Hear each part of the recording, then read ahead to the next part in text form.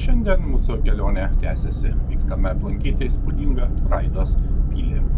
Tai viena iš seniausių Livonijos laikų pilių, menanti daugiau nei 8 mečius istorijos. Turaidos pilis tai ne tik gotikinės architektūros paminklas, bet ir tikras istorijos, archeologijos bei kultūros lobynas. Čia kiekvienas akmuo pasakoja praeities istoriją, o apsilankymas čia prasminga kelionė laiku.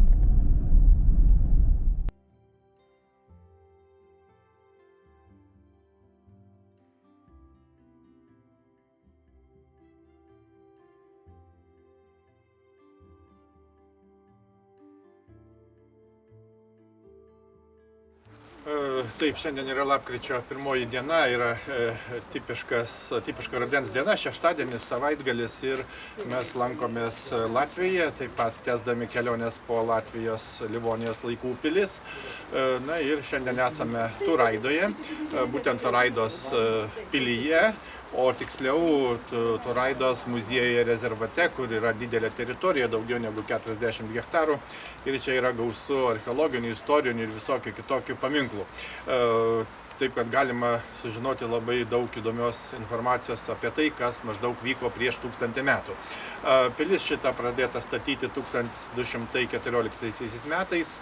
Na ir kaip matome, ji iš esmės yra išlikusi, išlikę pagrindiniai pilies pastatai. Apžiūrėsime, pasivaikščiosime, taip pat aplankysime kitus įdomesnius objektus. Na ir kaip visada, taip pat trumpai papasakosime.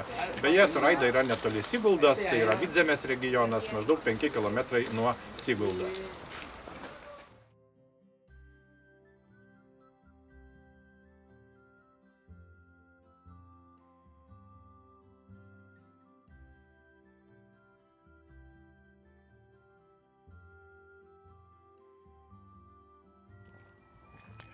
Na, Turaidos pilis yra Latvijoje, tai yra viduramžių buvusi tvirtovė.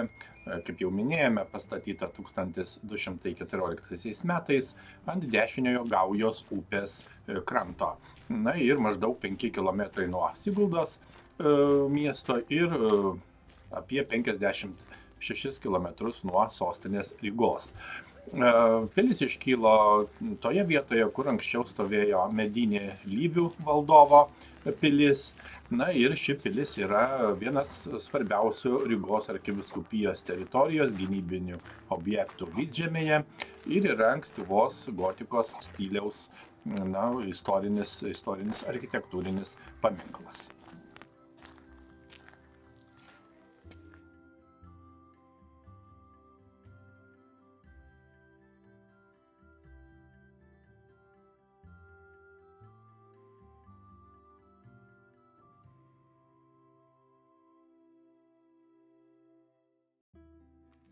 Na, pirmiausia, apžiūrime pagrindinį bokštą. Pagrindinis pilies bokštas yra 43 metrų aukščio ir tai yra vienas ryškiausių viduramžių pilies elementų. Bokštas stūkso ant aukštos Gaujos upės atodangos, todėl iš viršaus atsiveria išties įspūdingi vaizdai į Gaujos upės vingius, miškus ir, žinoma, Siguldos apylinkės. Bokštas turi gana daug mūrinių laiptų, maždaug 140 laiptų. Įveikus juos galima apžvelgti ne tik aplinkinės gamtos vietovės, bet ir, žinoma, visą pilies teritoriją. Na, architektūriškai pagrindinis bokštas turėjo svarbią gynybinę funkciją, atliko tokią funkciją, jis yra gotikinio stiliaus, statytas iš raudonų plytų, kaip ir visa pilis. Na ir tai yra centrinė pilies dalis, kuri leido stebėti apylinkes ir saugoti pilies teritoriją nuo priešų.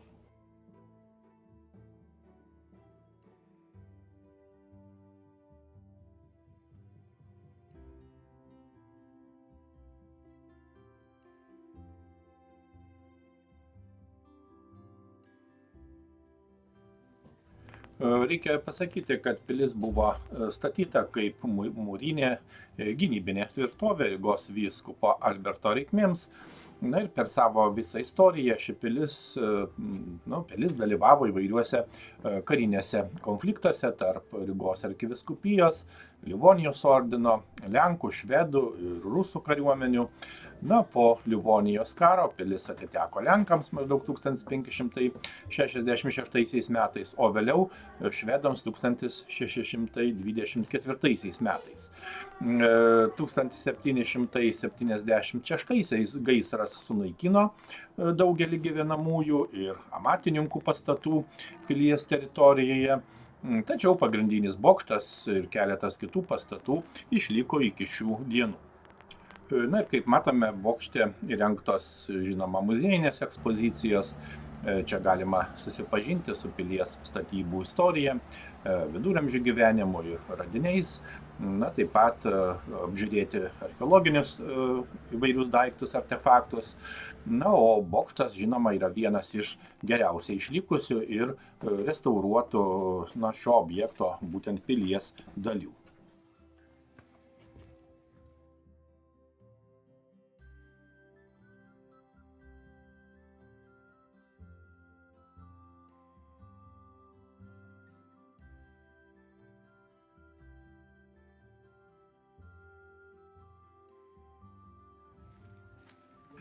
Na, įdomus faktas ir tai, kad beveik 30 metų Toraidos pilyje dirbo archeologai, vadovaujami istoriko profesoriaus Janio Graudonio. Na ir kasinėjimo metu išties rasta daug senovinių daiktų. Šaltiniai teigia, kad rastas 4481 senovinis daiktas. Na ir šituo požiūriu ši pilis yra archeologiškai geriausiai ištirta pilis Baltijos šalyse. Seniausi beje pilies komplekso pastatai išliko iki šių dienų, kaip jau minėjome, tai 43 metrų aukščio pagrindinis bokštas ir taip pat bokštinis pietų korpusas. Na, tai didysis pusapolis bokštas būtent yra būdingas 15 amžiui. Žinoma, pagrindinėme pilies korpuse taip pat įrengtos ekspozicijos, kaip matome, pasakoja apie pilies statybą, jos istoriją bei pilies ir apylinkių gyvenimą viduramžiais. Ekspozicijos apima išties plačią tematiką, tai ir pilies tyrimų metu rasti archeologiniai radiniai, pristatoma viduramžių gyvenimo būdas, ypatybės, pilies paskirtis, jos taip pat veikla, užėmimai, pavyzdžiui, skirtingų epochų metu. Žinoma, per šimtmečius Toraidos pilis buvo išties įvairių istorinių įvykių liudytoja ir sunyko, tačiau 20-ame amžiuje vykdytos didžiulės restauracijos darbai išties įkvėpė naują gyvybę senosiams sienoms, ir leidžiant lankytojams apžiūrėti tikrai gerai išsilaikiusią vietovę ir, žinoma, dalį taip pat originalių griuvėsių.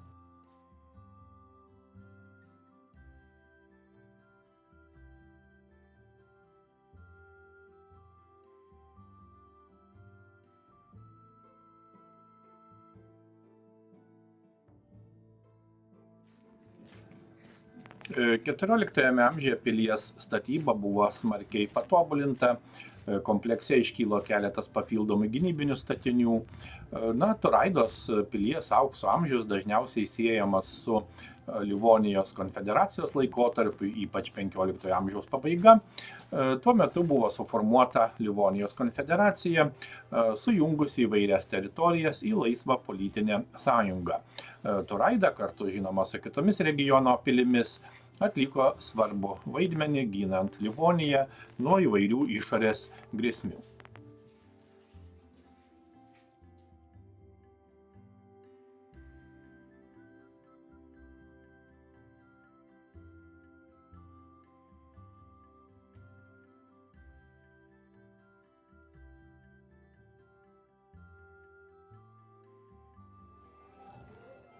Kaip jau minėjome, vadinamasis aukso amžius svarbus ekonominiu požiūriu, kadangi šituo laikotarpiu Baltijos regione plėtėsi prekybos keliai, klestėjo ekonomika.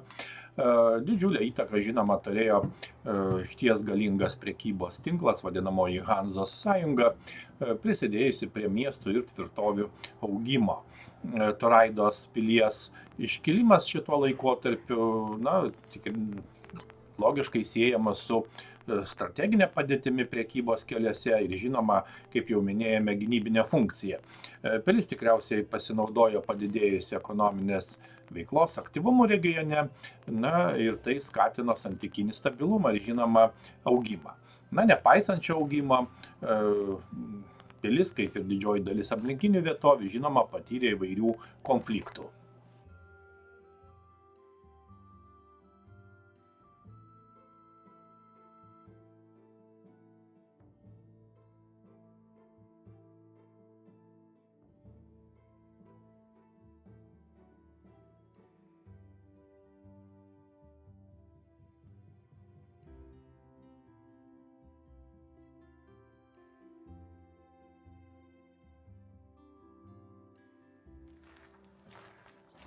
Reikia pasakyti, kad Latvija, žinoma, įsikūrusi rytų ir vakarų Europos sankirtoje, turi išties sudėtingą istoriją, kurią ženklina įvairių kultūrų įtaka.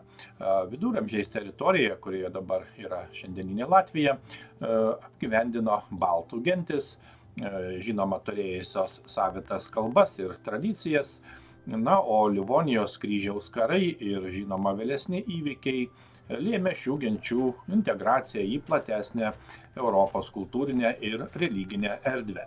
Ir tokios pilys kaip Turaida buvo šios istorinės transformacijos simbolis ir jos ne tik tarnavo, kaip žinia, kariniams ir strateginiams tikslams, bet ir tapo administravimo, prekybos, ir, žinoma, kultūros centrais.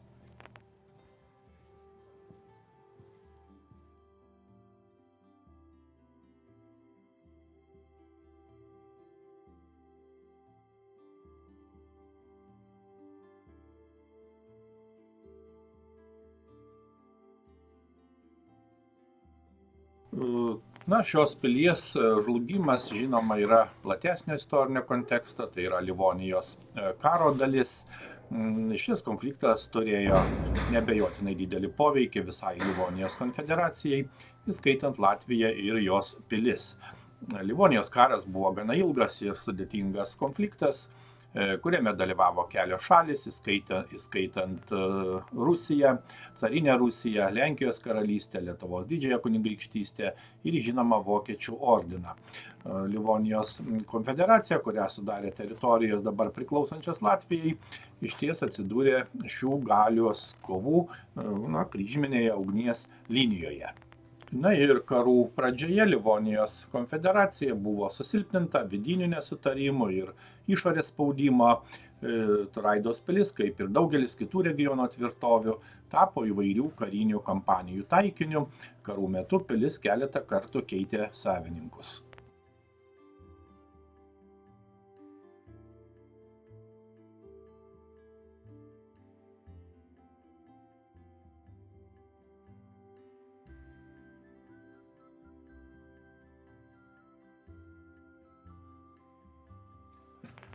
Po Livonijos karo Turaidos pilis nebeatgavo savo buvusios reikšmės.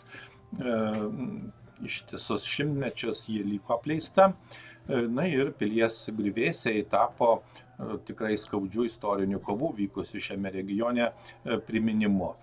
Ir tik 20-ajame amžiuje buvo pradėti restauravimo darbai, siekiant išsaugoti ir parodyti Turaidos pilies istorinę ir kultūrinę reikšmę. Žinoma, kad restauravimo darbų tikslas buvo atkurti pilies išvaizdą Livonijos konfederacijos laikotarpiu, kad lankytojai galėtų susipažinti su jos viduramžių išties gausiu paveldu. Žinoma, neretai kyla klausimas, kasgi gyveno tokioje pilyje. Reiktų pasakyti, kad Turaidos pilies klestėjimo yra vadinamojo aukso amžiaus laikotarpiu. Jos gyventojai paprastai buvo Livonijos ordino, Vokiečių ordino atšakos atstovai, o vėliau žinoma Livonijos konfederacijos laikotarpiu ją galėjo užimti įvairūs kariniai ir administraciniai pareigūnai.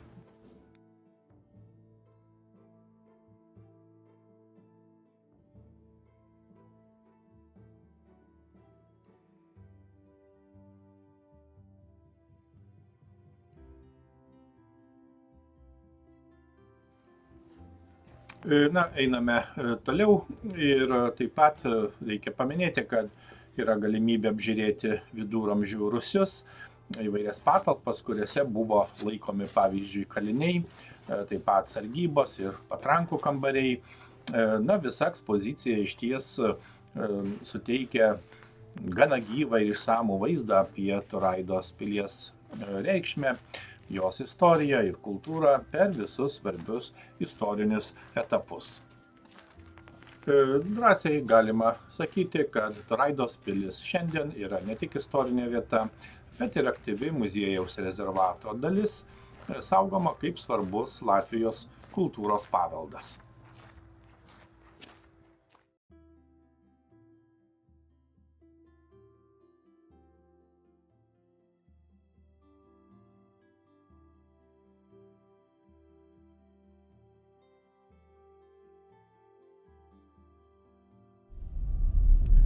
Šiandien Turaidos pilies kompleksas yra vienas įdomiausių ir įspūdingiausių kultūros paminklų Latvijoje.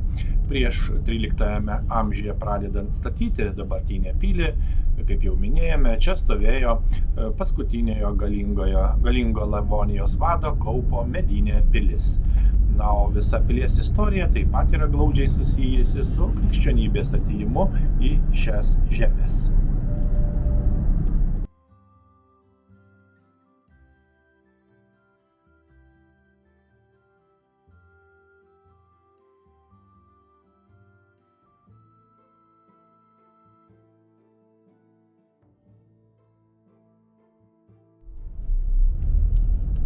Nors ir šį kartą nepavyko apžiūrėti ir patirti visko, ką Turaidos pilis gali pasiūlyti, svarbiausia – pamatyta, sužinota, pajausta.